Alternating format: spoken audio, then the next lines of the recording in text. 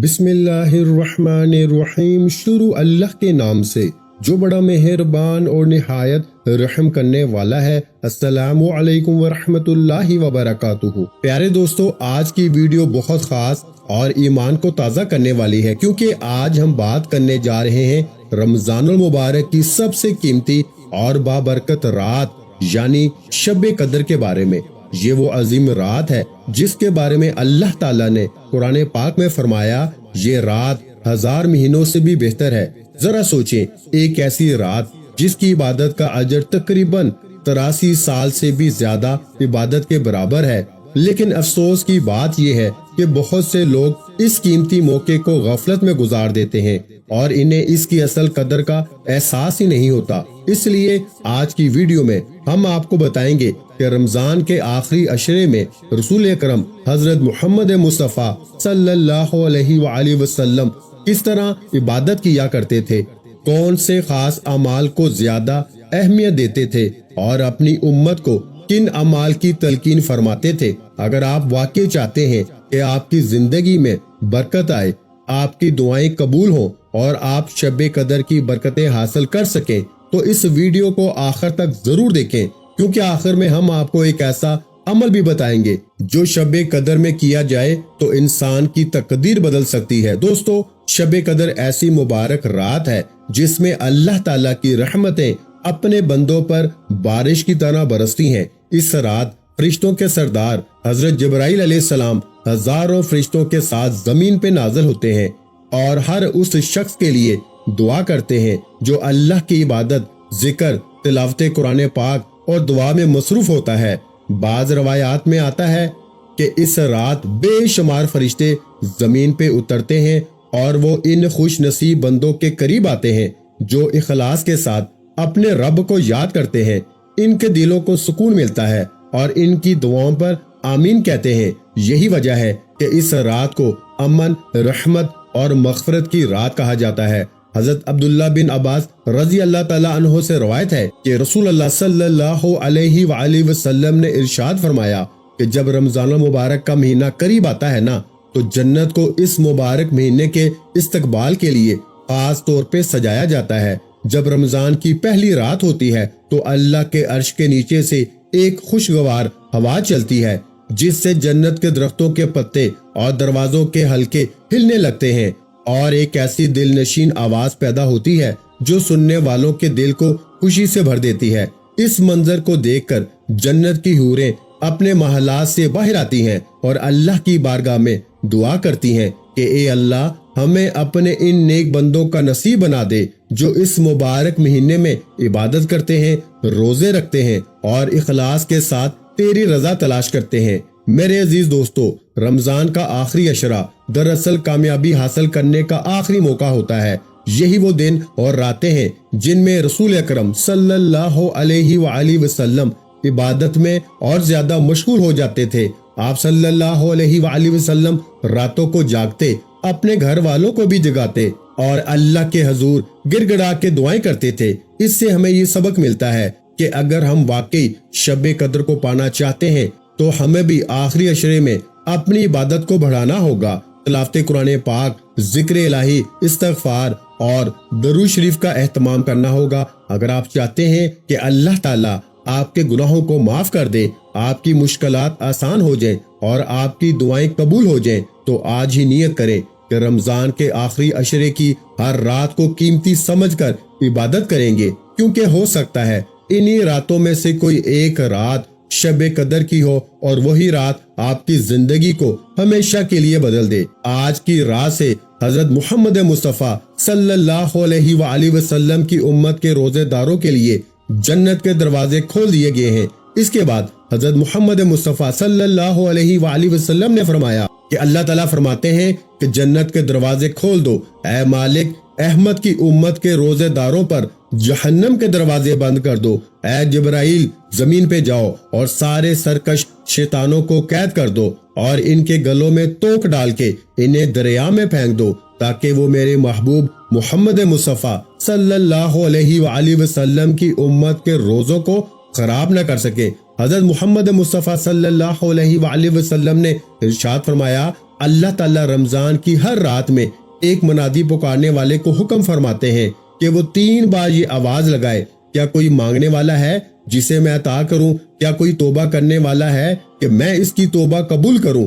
کیا کوئی مغفرت چاہنے والا ہے کہ میں اس کی مغفرت کروں؟ کون ہے جو بے نیاز اللہ کو قرض دے، ایسا بے نیاز جو محتاج نہیں، اور ایسا پورا پورا ادا کرنے والا جو ذرا بھی کمی نہیں کرتا؟ پھر حضور اکرم صلی اللہ علیہ وآلہ وسلم نے فرمایا، حق تعالی شانو رمضان شریف میں روزانہ افطار کے وقت ایسے 10 لاکھ آدمیوں کو جہنم سے خلاصی عطا فرماتے ہیں جو جہنم کے مستحق ہو چکے ہوتے ہیں۔ اور جب رمضان کا آخری دن ہوتا ہے نا، تو اللہ تعالیٰ ایک رمضان سے آخر رمضان تک جہنم سے آزاد کیے گئے لوگوں کے برابر لوگوں کو اس ایک دن میں جہنم سے آزاد فرماتے ہیں۔ اور جس رات شب قدر ہوتی ہے نا، تو اللہ تعالیٰ حضرت جبرائیل علیہ السلام کو حکم فرماتے ہیں، وہ فرشتوں کی ایک بڑی فوج کے ساتھ زمین پہ اترتے ہیں۔ ان کے ساتھ ایک سبز جھنڈا ہوتا ہے جسے وہ کعبے پر نصب دیتے ہیں، اور حضرت جبرائیل علیہ السلام کے 100 بازو ہیں، جن میں سے 2 بازو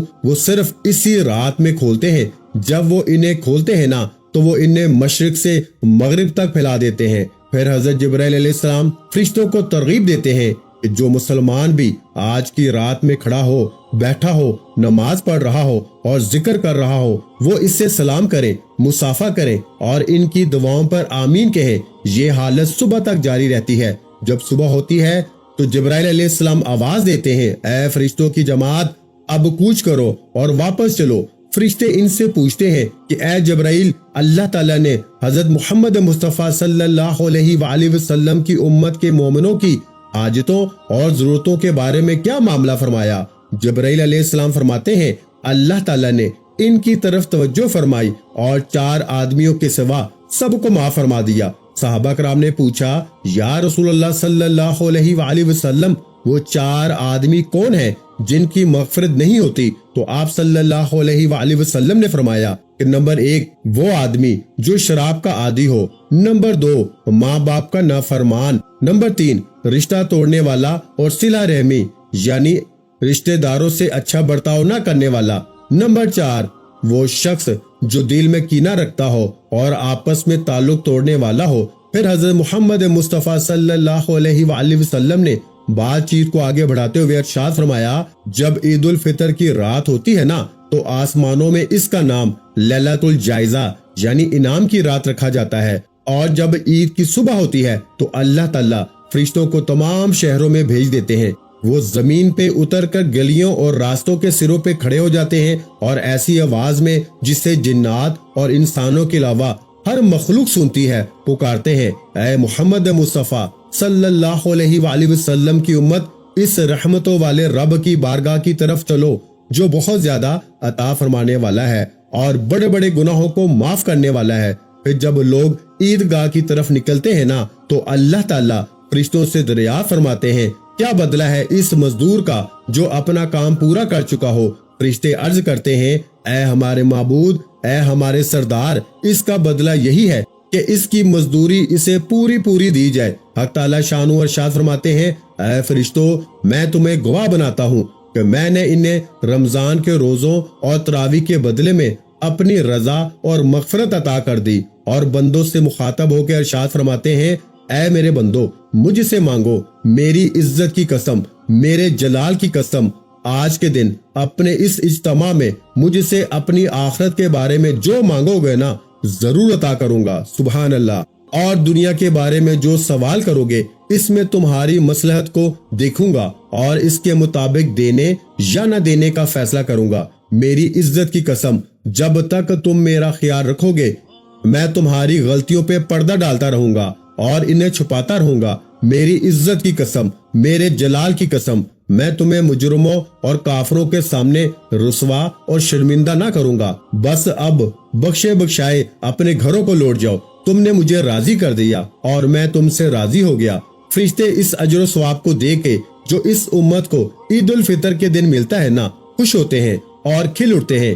حضرت سلمان رضی اللہ تعالیٰ عنہ کہتے ہیں کہ نبی کریم صلی اللہ علیہ وآلہ وسلم نے شعبان کی آخری تاریخ میں ہمیں واز دیتے ہوئے ارشاد فرمایا، اے لوگو، تمہارے اوپر ایک مہینہ آ رہا ہے جو بہت بڑا مہینہ ہے، بہت مبارک مہینہ ہے۔ اس مہینے میں ایک رات جو 1000 مہینوں سے بڑھ کر ہے، اللہ تعالیٰ نے اس کے روزے کو فرض فرمایا اور اس کی رات کے قیام یعنی تراویح کو ثواب کی چیز بنایا۔ جو شخص اس مہینے میں کسی نیکی کے ساتھ اللہ تعالیٰ کا قرب حاصل کرے وہ ایسا ہے جیسے غیر رمضان میں ایک فرض ادا کیا، اور جو شخص اس مہینے میں کوئی فرض ادا کرے نا وہ ایسا ہے جیسے غیر رمضان میں 70 فرض ادا کیے۔ یہ مہینہ میرے بھائیوں صبر کا ہے اور صبر کا بدلہ جنت ہے، اور یہ مہینہ لوگوں کے ساتھ غم خواری اور ہمدردی کرنے کا ہے۔ اس مہینے میں مومن کا رزق بڑھا دیا جاتا ہے۔ اس مہینے میں جو شخص کسی روزے دار کا روزہ افطار کرائے گا نا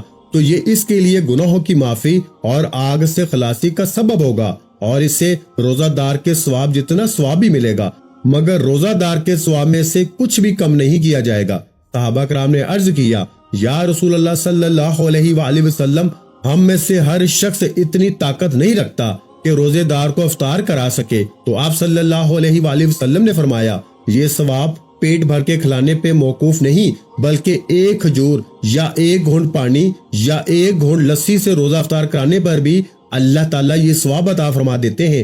یہ ایسا مہینہ ہے کہ اس کا پہلا حصہ اللہ تعالیٰ کی رحمت ہے، درمیانی حصہ مغفرت ہے اور آخری حصہ آگ سے آزادی کا ہے۔ جو شخص اس مہینے میں اپنے غلام سے اس کا بوجھ یعنی ذمہ داری اور کام کاج کم کر دے تو حق تعالیٰ شانو اس کی مغفرت فرما دیتے ہیں اور اسے آگ سے آزادی فرما دیتے ہیں۔ اس مہینے میں 4 چیزوں کی کثرت کرو، جن میں سے 2 چیزیں اللہ تعالیٰ کی رضا کے واسطے اور 2 چیزیں ایسی ہیں کہ جن کو حاصل کیے بنا تمہیں کوئی چارہ نہیں۔ پہلی 2 چیزیں جن سے تم اپنے رب کو راضی کرو نا وہ کلمہ طیبہ اور استغفار کی کثرت ہے، اور دوسری 2 چیزیں یہ ہیں کہ جنت کی طلب کرو اور آگ سے پناہ مانگو۔ جو شخص کسی روزے دار کو پانی پلائے، حق تعالیٰ قیامت کے دن میرے حوض سے اسے ایسا پانی پلائیں گے کہ جسے پینے کے بعد جنت میں داخل ہونے تک اسے پیاس نہیں لگے گی۔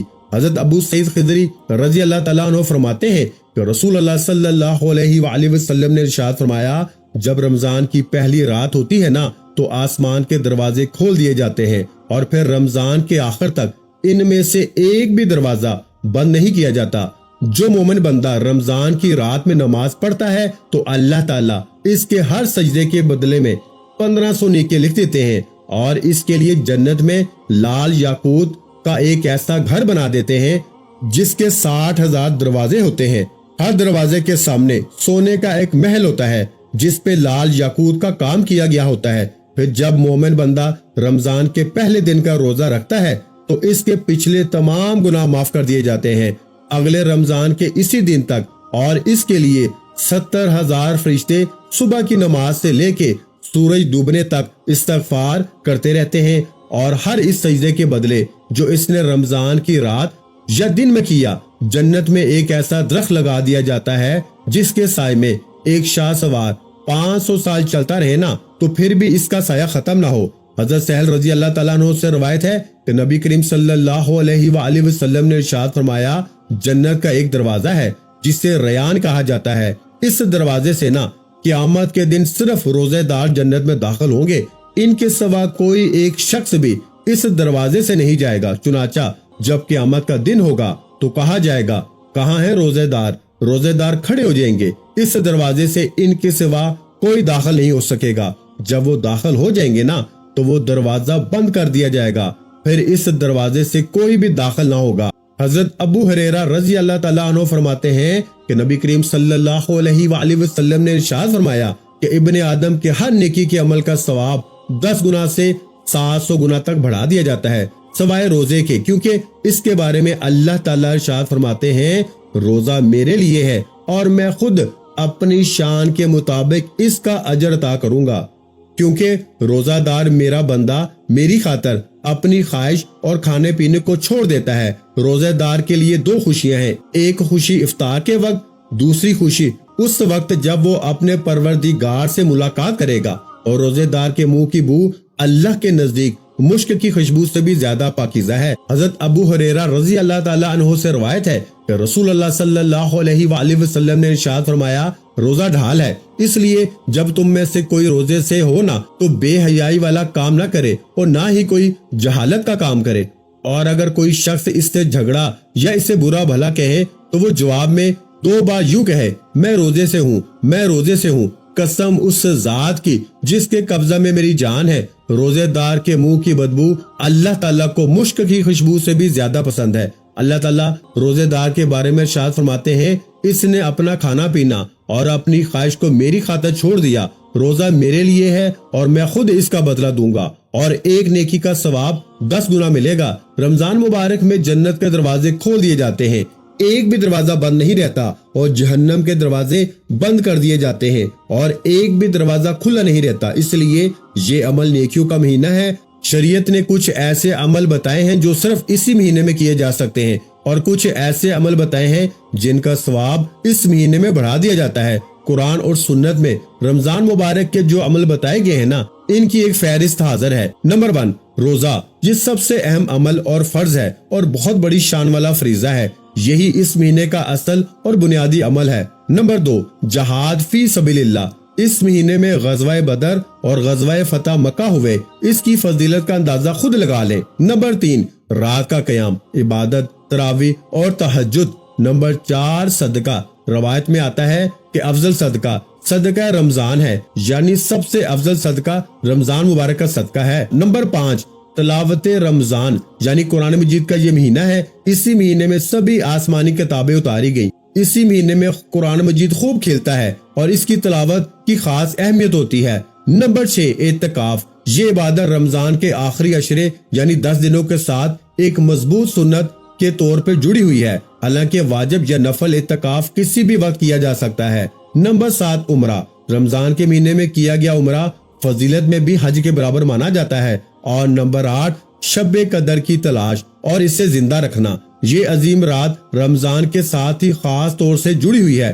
نمبر 9، ذکر، استغفار، درود شریف اور دعا کی کثرت، رمضان میں ذکر اور دعا زیادہ قبول ہوتی ہے اور بہت مقبول مانی جاتی ہے۔ نمبر 10، صلہ رحمی، رشتوں کو نبھانا، اللہ تعالیٰ ہمیں ان سبھی نیک عملوں کی توفیق عطا فرمائے۔ پیارے دوستو، آخر میں اللہ تبارک و تعالیٰ سے دعا ہے کہ اللہ تبارک و تعالیٰ ہمیں رمضان مبارک کے اس آخری عشرے میں بھرپور عبادت کرنے کی توفیق عطا فرمائے، اور اللہ تبارک و تعالیٰ ہماری مغفرت فرمائے، اور اللہ تبارک و تعالیٰ ہمارا خاتمہ بالایمان فرمائے۔